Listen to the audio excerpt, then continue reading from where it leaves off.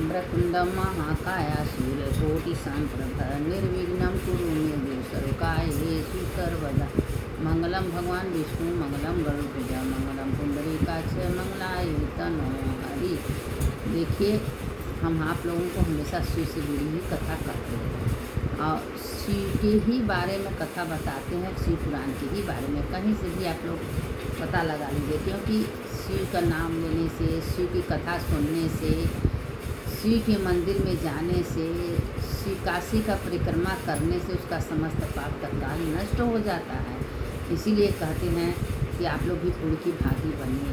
अरे जब समय मिले तब सुनिए, लेकिन सुनिए, क्योंकि कथा पुराण सुनने से समस्त पाप तत्काल नष्ट होता है, इसमें कोई संशय नहीं है। अब देखिए, पार्वती माता भोलेनाथ कैलाश पर बैठे थे, तो पार्वती माता हमेशा बैठ के शंकर जी से पूछे कि प्रभु हमें कोई कथा सुनाइए, मेरा बहुत मन कर रहा है काशी के बारे में कथा सुनने की, क्योंकि काशी मेरा निवास है, काशी में हम रहते हैं, तो काशी में का वर्णन हमसे करिए।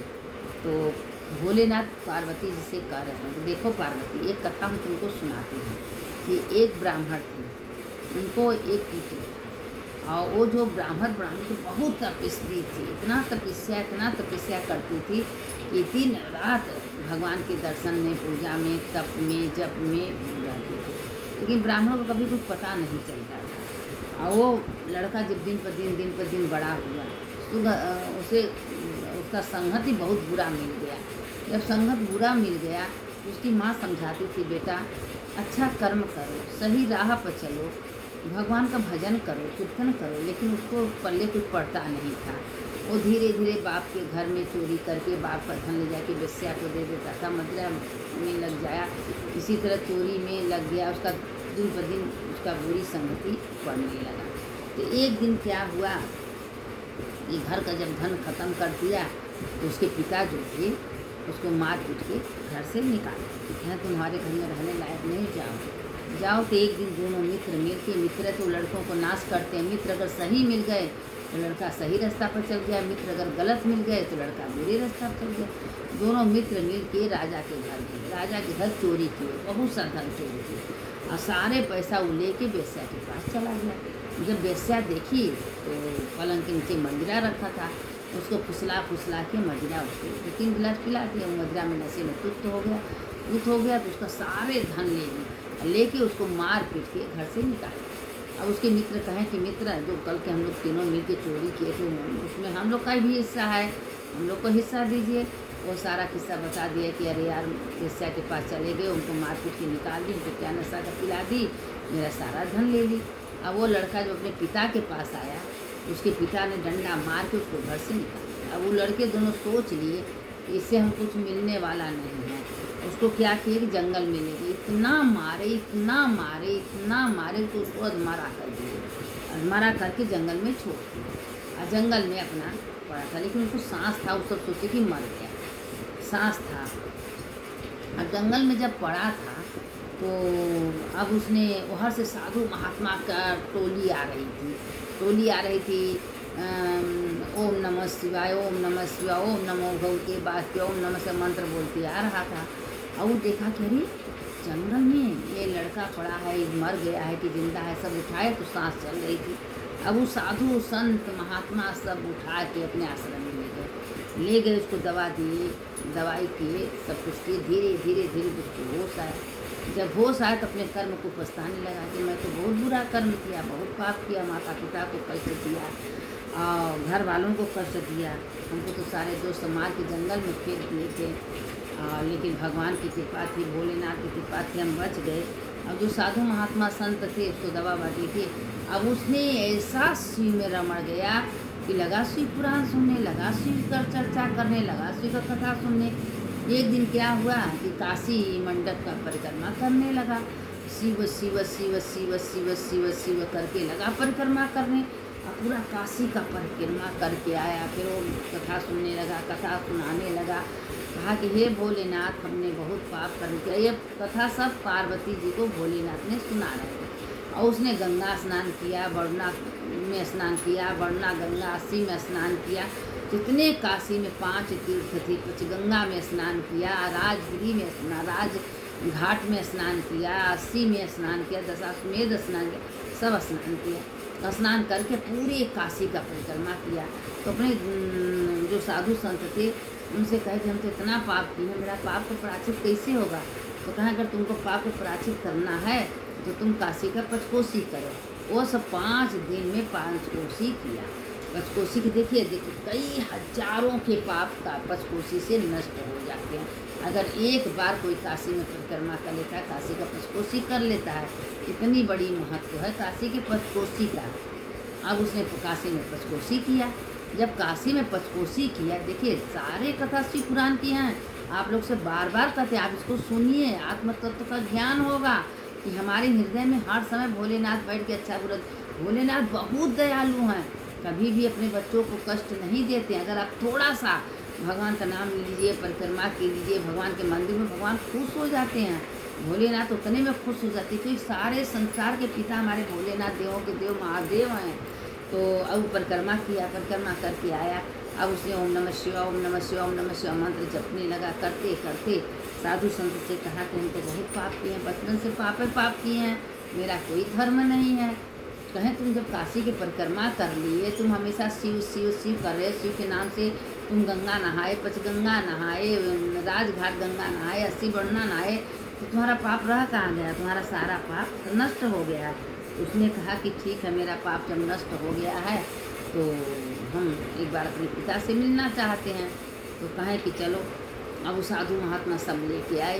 तो उसके पिता तो उसको घर से त्याग दिए थे और ये कभी याद नहीं किए। कहें कुकर्मी लड़का को रख के क्या करेंगे, हमारा तो तकदीर फूट गया, हमारे घर में कुकर्मी लड़का पैदा हो गया।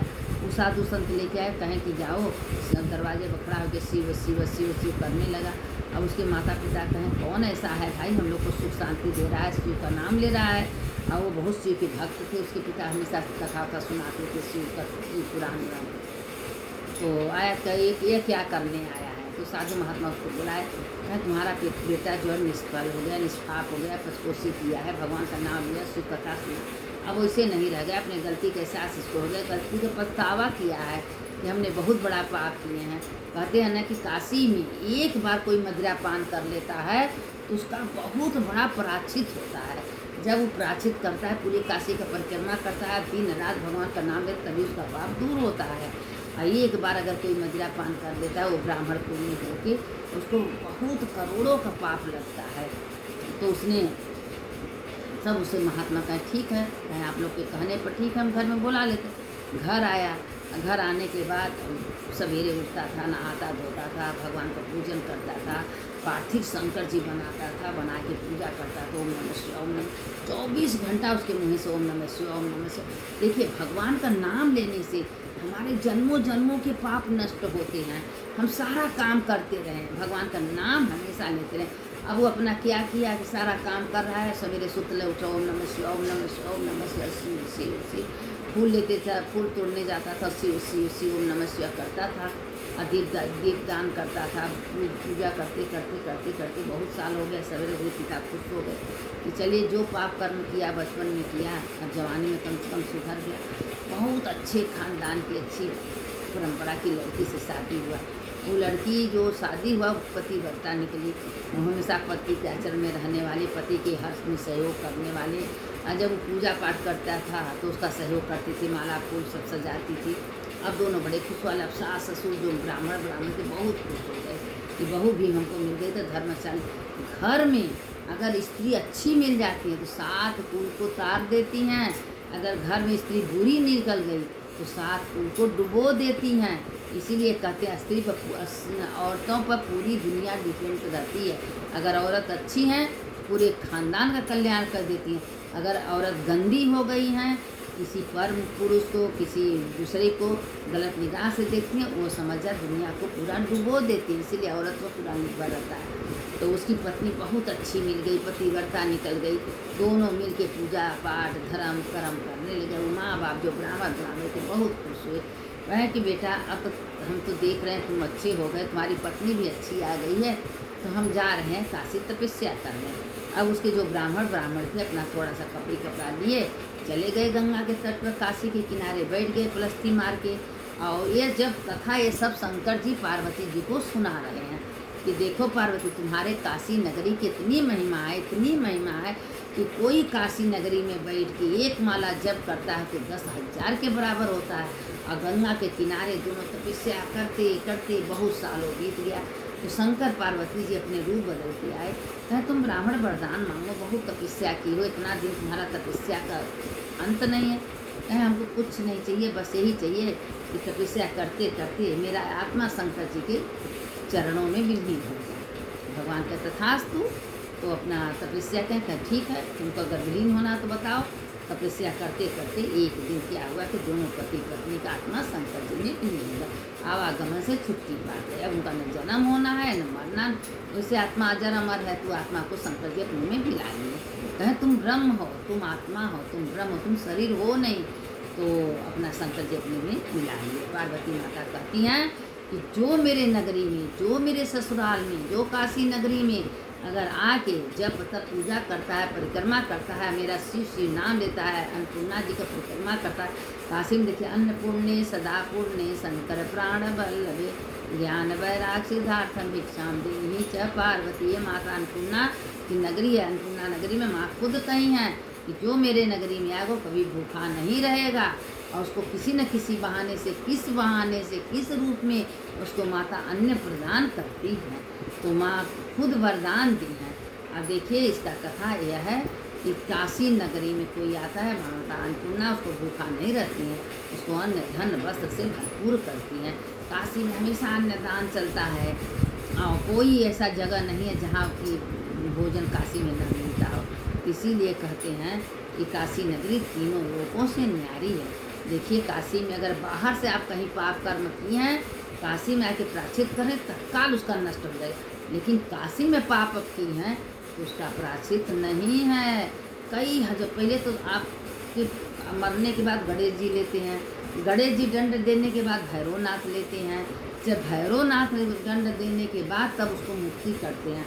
काशी मरणान मुक्ति जरूर है, लेकिन पापियों के लिए नहीं है, उसका दंड मिलेगा, चाहे भैरवनाथ दे चाहे गणेश भैया देते हैं जरूर। इसीलिए कहते हैं आप लोगों से कि इस काशी में थोड़ा सा जप तप पूजा पाठ सत्संग आराधना शिव पुराण करके मुँगा का पूर्ण है। इसीलिए काशी नगरी तीनों लोग से न्यारी है। यह है काशी खंड, काशी शिव पुराण की कथा। आप लोग अगर सुन रही हैं तो आपका पाप तत्काल नष्ट हो जाता है। काशी का परिक्रमा, काशी की पंचकोशी का यात्रा, काशी के पंचकोशी का बहुत महिमा। इतनों आप पाप किए, काशी में पंचकोशी कर लीजिए, आपका पाप तत्काल नष्ट हो जाए। अच्छा कर्म करिए, बुरा कर्म करिए मत। अब इसके आगे कथा कल सुनाएंगे, शिव पुराने का कथा सुनाएंगे कल।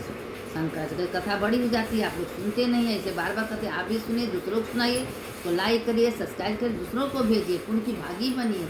शंकर शंकर हर हर शंकर शंकर शंकर जय जय शंकर। मंगल भवन्य मंगलहारी उमा जपत हेतु पुरारी। हर हर महादेव शंभो काशी विश्वनाथ गंगे माता पार्वती संग। सुनने वाले की जय, सुनाने वाले की जय। जो सुनता है उसका भी जय होता है, जो सुनाता है उसका भी जय, दोनों का जय होता है। सुनने वाले की भी जय होता है, सुनाने वाले की जय होता है। हर हर महादेव, घर घर महादेव।